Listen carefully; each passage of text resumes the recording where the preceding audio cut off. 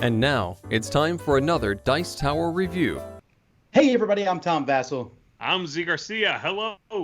I'm Roy Kennedy. And I'm Mike DeLisio. Today we're taking a look at a game that we recently played on the Dice Tower, Meeple Land. This is from Blue Orange Games, and it's about building your own amusement park, a tile-laying style game. I believe it's for 2 to 4 players on here. They say it takes about an hour, although I would argue that it's usually shorter than that. At least the games I've played have been so. Let's take a look at how the game plays, and we'll be back here for opinions.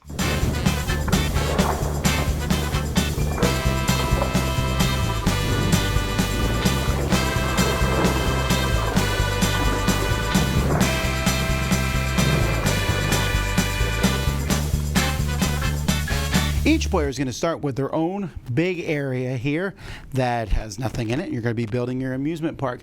Players will also get a little score sheet here. This is just going to tell you your score at the end of the game. You're going to want to have different meeples visiting your park. Green and blue meeples are going to give you 1 point each. Pink and yellows will give you 2. Meeples that come to your park but you can't find a ride for them will lose you that many points. Also, your paths you want connected. So you don't want to have a path going to another tile where they're not connected, because those will lose you points at the end of the game. And then finally, you're going to get points for the number of different rides that you have. So if you get 10 different rides, you'll get 15 points. And this is just a way to check off the rides as you add them to your park. The game's going to take place over 4 rounds. In each round, players are going to get a certain amount of money. 15, 10, 5, and then nothing. However, as the game goes by, if you have people in your park, they're going to give you a coin. So if I fill these 2 spots with pinks and these 2 spots with yellows, I'll get 4 coins. And some spots on the board will even give you 2 coins. If I get a green here, I'll get 2 coins for filling that spot. That's why you get no money in round 4, because your ride should be providing you with enough money to go. So on a player's turn, they're going to either buy a tile, advertise, or pass. When buying a tile, you simply will pay the money and take one of the tiles and add it to your park. Each player has a little entrance thing here, and we painted ours. They don't come like this.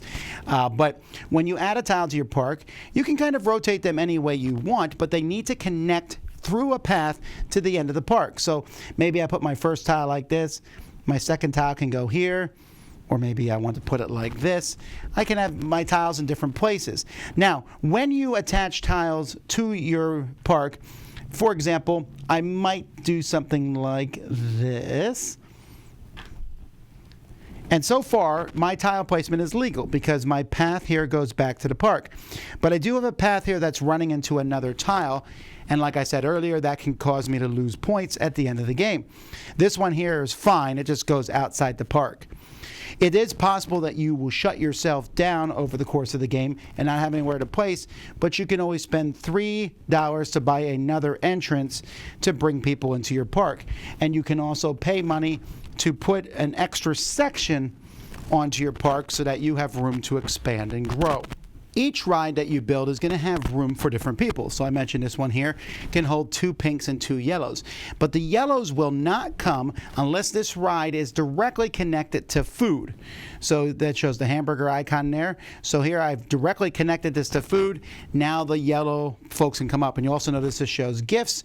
And then there's also toilets. Those are the 3 things that players might want. So for example, this Ferris wheel will let you have a pink person in it as long as it's connected to toilets.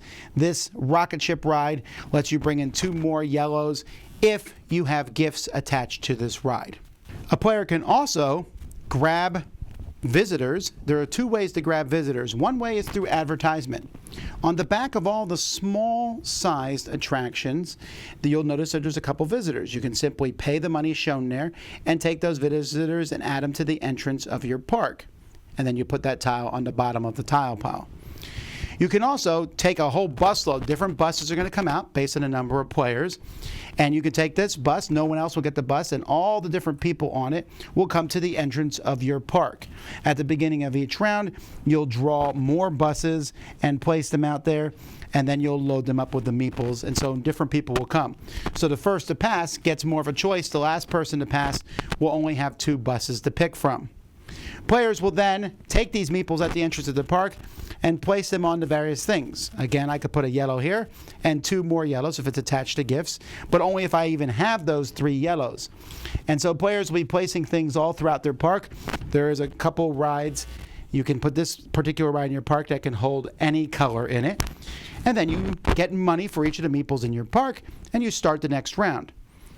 You keep doing that. After 4 rounds, you will use this pad, as I showed you, to collect your points, and whoever has the most points is the winner. Some of the components here I really enjoy. I like all these little meeples here, the pink, blue, yellow, and blue. The buses are a little thinner, these cards, than I would like coming in, but they're fine. I mean, they look good. I like this. I like the artwork in the game a lot. I found this to work really well. I like that there's the construction side of these big tiles, and then it shows this. It has very much of a theme park attraction to it, roller coaster tycoon look to the different rides that are in the park. And the whole thing is good set up. There's a few minor problems. One of them is this is, I think, $6, but they put the $ afterwards. And so there's a debate almost every game on what the price of this particular thing is. And then the start player marker is okay. These, we glued them and painted them to make them look nicer. They're not bad, really, but the thing does work well, and it's a good, cheap price point to jump in. For the most part, I'm pretty happy with the components.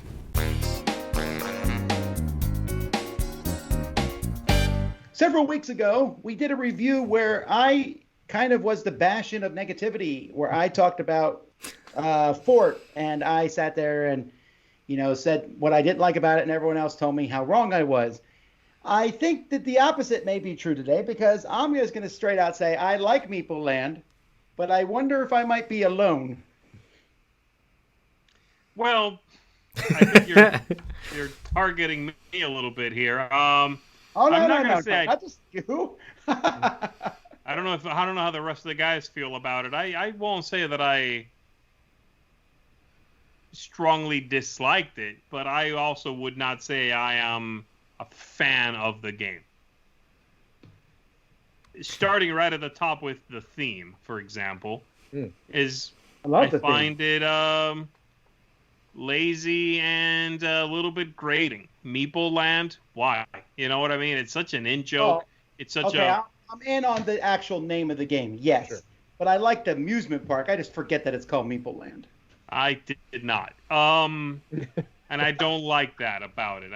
I did not find that to be amusing. I thought it was a wink to gamers who are the only ones buying your game already. Open it up. You know what I mean? Mm-hmm. Make it approachable to people that don't know what the word meeple means.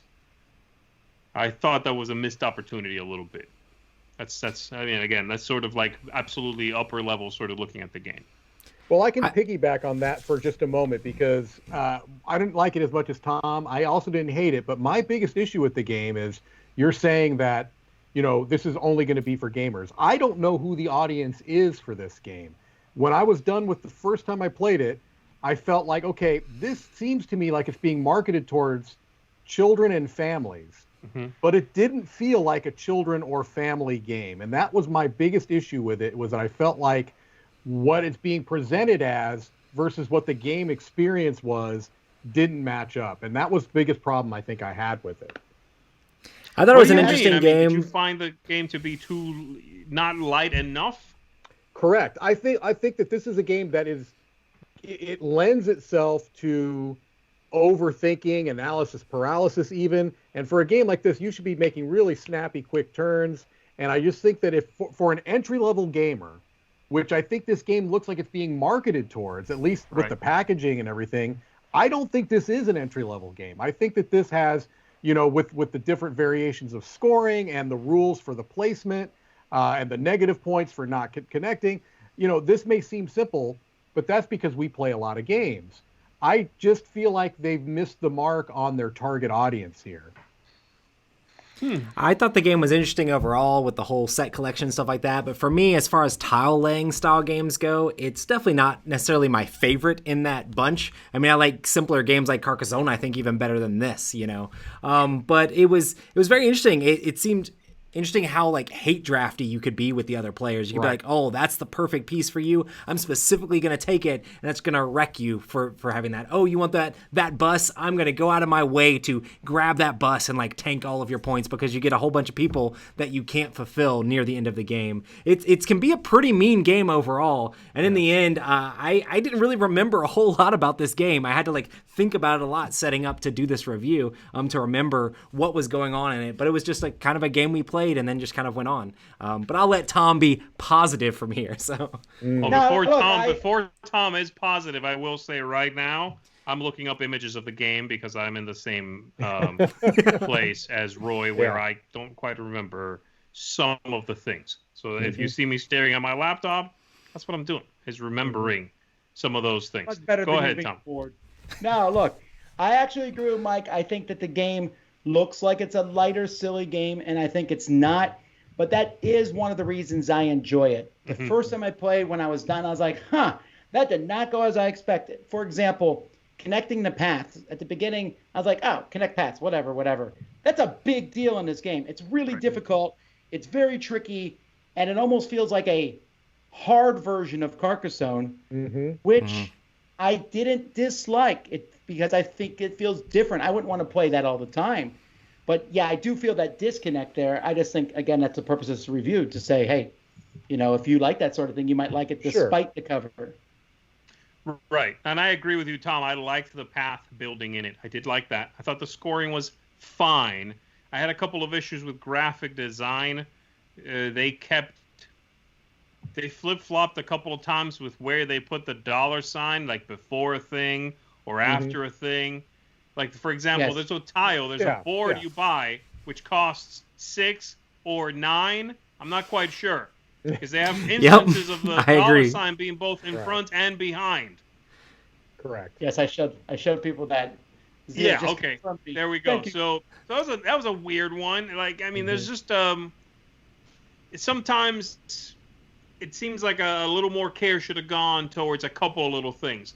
I also found this true in a two-player game. I don't know if you guys found this to be the case, where I rarely, if ever, needed to buy the meeples.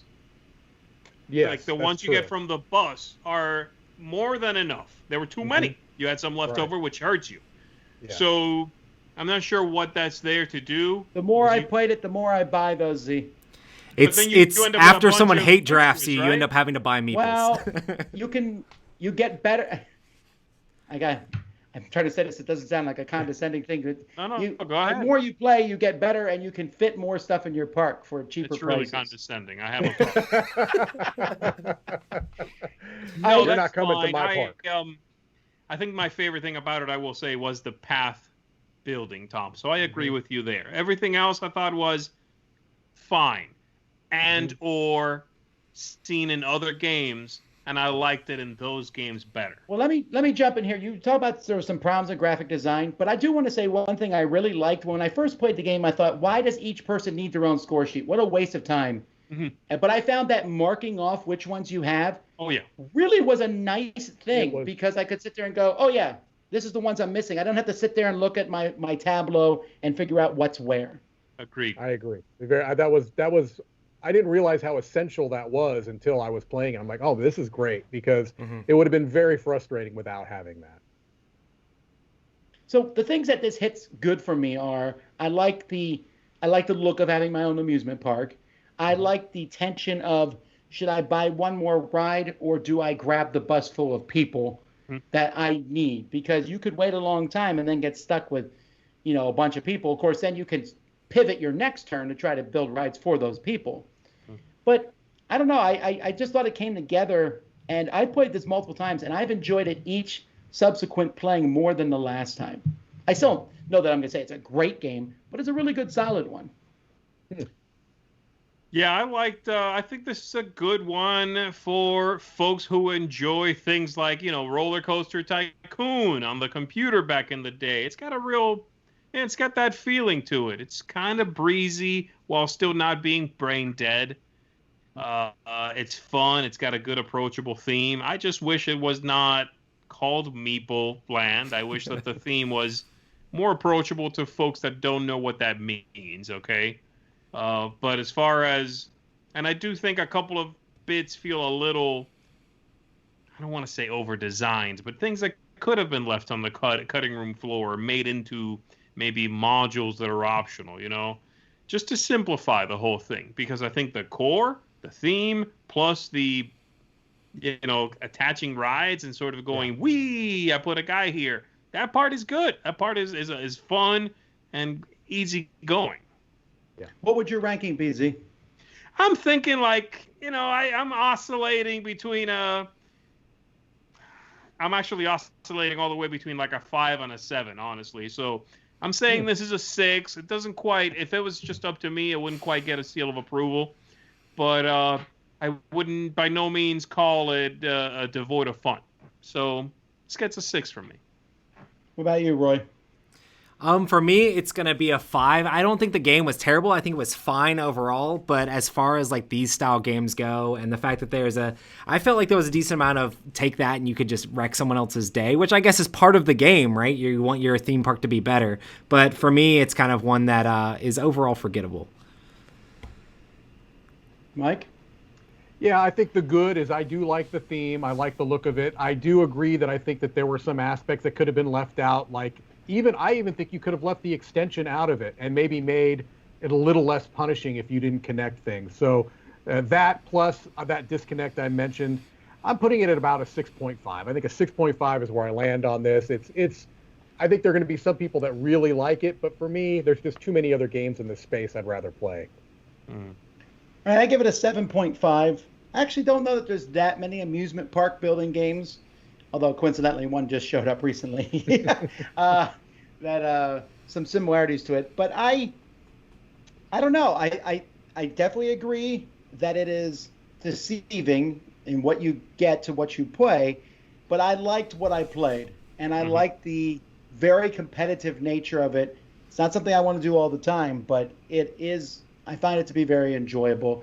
And like I said, each play, I enjoyed it a little more. And you would recommend it to play with kids as well, Tom? Would you say that? I don't think so, actually. I would recommend this for gamers, actually.